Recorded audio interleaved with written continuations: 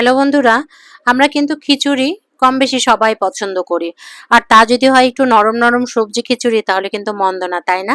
তো হ্যাঁ, আজকে আপনাদের সাথে আমি একটা সবজি খিচুড়ি শেয়ার করব এবং এই রেসিপিটা আপনাদের সাথে শেয়ার করব। আপনারা চলেন আমরা কিভাবে রান্না করছি। এখানে কিন্তু আমি সবজি নিয়েছি, বেলগনি গার্ডেন থেকে পুঁইপাতা নিয়েছি, বুটের ডাল ভিজিয়ে রেখেছিলাম সারা রাত সেটা নিয়েছি। এছাড়াও আছে আরো ২ প্রকারের ডাল, মসুরের ডাল এবং হচ্ছে মাসকলাইয়ের ডাল। তো এই ডালগুলো দিয়ে চাল ডাল একত্রিত আমি মিশিয়ে নিয়েছি। মিশিয়ে নেওয়ার পর আমি এর মধ্যে আমার বেলকনি গার্ডেনের সবজি এবং আলু টিউব টিউব করে কেটে নিয়েছিলাম। সেই কিউব করা আলুগুলো আমি এর মধ্যে দিয়ে দিলাম। চাল ডাল এবং সবজিগুলো একসাথে মিশিয়ে নিলাম। এরপরে এর মধ্যে প্রয়োজন মতো পেঁয়াজ, মরিচ এবং রসুন দিয়ে দিলাম। যেহেতু আমাদের টোনাটুনির সংসার, একটা বাচ্চা আছে, আমাদের কিন্তু অত বেশি হাঁড়ি ভরে রান্না করার কোনো প্রয়োজন নাই। যেটুকু প্রয়োজন আমরা সেটুকুই নিয়েছি। এরপরে এর মধ্যে যাবতীয় মশলাগুলো দিব, যে মশলাগুলো সাধারণত খিচুড়িতে ব্যবহার করা হয়ে থাকে। তো আমি এক এক করে মশলাগুলো দিয়ে দিলাম। প্রথমে দিয়ে দিলাম হচ্ছে লবণ। লবণটা অবশ্যই ফার্স্ট টাইমে অল্প দিব। তারপরে দিব জিরার গুঁড়া, তারপরে দিব ধনিয়ার গুঁড়া এবং লাস্টে আমি দিয়ে দিব হচ্ছে একটু হলুদের গুঁড়া। আমার কাঁচের বয়ামে যেহেতু হলুদের গুঁড়া কম ছিল তাই পুরো বয়ামটা ধরেই আমি উপর করে দিয়েছি।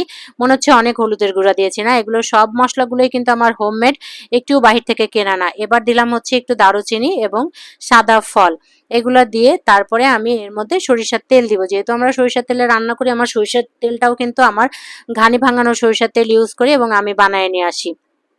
তো সবগুলো একসাথে মিশিয়ে নেওয়ার পরে আমি ভালো করে এগুলোকে মেখিয়ে নিব। মাখিয়ে নেওয়াটাই হচ্ছে মজার ব্যাপার। আপনি এইভাবে যদি খিচুড়ি রান্না করেন তাহলে কিন্তু অনেক মজা হয় এবং মশলাগুলো, চাল ডাল সবজিগুলো একত্রে মিলেমিশে যায়, তখন কিন্তু অনেক টেস্টটা ভালো আসে। তো যত বেশি চটকায় নেবেন তত বেশি কিন্তু খিচুড়িটা খেতে মজা হবে। তো ভালো করে আমি মাখিয়ে নিচ্ছি। মাখিয়ে নেওয়ার পরে এর মধ্যে কিন্তু আমি চাল ডালের সাথে যখন পানি দিব তখন কিন্তু আমি অবশ্যই গরম পানি দিব এবং পানির পরিমাণটা হবে যতটুকু আমি চাল নিয়েছি ততটুকু কিন্তু আমি তার ডাবল পানি দিয়েছি, অর্থাৎ পোলাও রান্নার সিস্টেম। তো নেওয়ার পরে আমি এটাকে চুলায় বসায় দিলাম। চুলায় বসানোর পরে অপেক্ষা করতেছি যে কখন হয়। আমি কিন্তু আপনার রসুনের কোয়াগুলো একদম আস্ত দিয়েছি, আমি কুচায়ে দেই নাই। এতে করে হবে কি, রসুনটা যখন নরম হবে খেতেও ভালো লাগবে এবং অনেক বেশি স্বাদ আসবে। তো নাড়াচাড়া করে অপেক্ষা করতেছি। আমি কিন্তু এরপরে ঢাকা দিয়ে দিব। ঢাকা দিয়ে যখন উতলায় যাবে তখন আমি ঢাকাটা দেখেন তুলে রেখেছি। আমার ভাতটা উতলায় গেছে এবং এত সুন্দর স্মেল বের হয়েছে, আমার কাছে ভীষণ ভালো লাগছে। মনে হচ্ছে কখন হবে আমি খাবো। তো এই পর্যায়ে যখন পানিটা বলক দিয়ে উঠবে তখন কিন্তু আমি একটু ঘি দিয়ে দিলাম। ঘি দেওয়ার কারণ হচ্ছে যে খিচুড়ির মধ্যে যদি আপনি ঘি দেন তাহলে কিন্তু ঘির ফ্লেভারটা মারাত্মক লেভেলের ভালো আসে এবং আমার বাচ্চাটা খেতে পছন্দ করবে। তো আমি অপেক্ষা করতেছি কখন এটা শেষ হবে। রান্নাটা শেষ না হওয়া পর্যন্ত আসলে শান্তি পাচ্ছে না, পেটের মধ্যে ছো ছো ছো ছো করতেছে।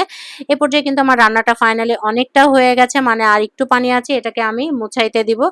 তো আমার রান্নাটা ফাইনালি হয়ে যাওয়ার পরে আমি এবার এখানে ঢাকা দিয়ে দিব, বা আমি এটাকে আপনার একটু ঢাকা দিয়ে দমে রাখবো। দমে রাখলে হবে কি, খিচুড়িটা কিন্তু অনেক ভালো আসবে। বিশ্বাস করেন ভাইরে ভাই, এত সুন্দর স্মেল বের হচ্ছে এবং দেখতেও বেশ লোভনীয় লাগছে। একটু নরম নরম করে আজকে রান্না করেছি, নরম নরম সবজি খিচুড়ি। এই সবজি খিচুড়িটাই হচ্ছে আজকে আমার বাসার খাবার হবে। তো এই সবজি খিচুড়ি দিয়ে আমরা সবাই মিলে খাবো। তো ফাইনালি আমার রান্না বান্না হয়ে গেছে। আমার বাচ্চা বারবার আসছে, মা কি রান্না করছো, অনেক সুন্দর গন্ধ বের হয়েছে। এখন আমি এটা প্লেটে বাড়ার পালা। তো প্লেটে বাড়ার আগে করব কি, আমি কিন্তু গরম চুলার উপরে ঢাকনা দিয়ে কিছুক্ষণ রেখে দিব, অর্থাৎ ৫-১০ মিনিট রেখে দিব, তাহলে খিচুড়িটা আরো বেশি মজা হবে। তো এইবার হচ্ছে বেড়ে নেওয়ার পালা, মানে খাওয়ার পালা। খাওয়ার জন্য আমরা সবাই অপেক্ষা করতেছিলাম। তো আমি আমার প্লেটে বাড়ছি। এর সাথে কিন্তু এক টুকরো শসা এবং লেবু দিয়ে নিব, তাহলে কিন্তু ভীষণ মজা লাগবে। এর সাথে যদি হতো ভর্তা, আলু ভর্তা, ডিম ভাজি বা কোনো আচার, তাহলে কিন্তু আরো মজা লাগতো। যেহেতু আমার বড় আচার একদমই খায় না, তাই আমার বাসায় কোনো আচারই থাকে না। তো এভাবেই আমি রান্না করে নিলাম সবজি খিচুড়ি। আশা করছি আমার ভিডিওটা ভালো লেগেছে। ভালো লেগে থাকলে অবশ্যই আমার পেজটি সাবস্ক্রাইব করবেন। আর পরবর্তী ব্লগ দেখা পর্যন্ত আপনারা সবাই সুস্থ থাকবেন, ভালো থাকবেন এবং এই রেসিপিটা ট্রাই করবেন।